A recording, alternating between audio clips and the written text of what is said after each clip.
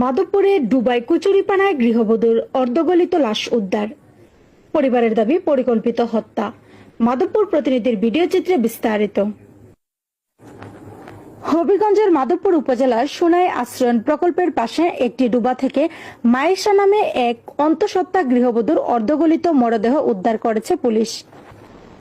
মঙ্গলবার 22 জুন 2025 সন্ধ্যায় স্থানীয়রা ডুবার কচুরিপানার ভেতর থেকে একটি পা ভেসে থাকতে দেখে পুলিশে খবর দেয়। পরে মাধবপুর থানার পুলিশ ঘটনাস্থলে পৌঁছে মরদেহটি উদ্ধার করে। নিহত মায়েশার পরিবার জানিয়েছে, একটি নিছক দুর্ঘটনা নয়, তাদের বিশ্বাস এটি একটি পরিকল্পিত হত্যা। স্বামীসহ শ্বশুরবাড়ির লোকজন মিলে তাকে হত্যা করে ডুবাই কচুরিপানার নিচে মরদেহ লুকিয়ে রাখে বলে দাবি করেন তারা।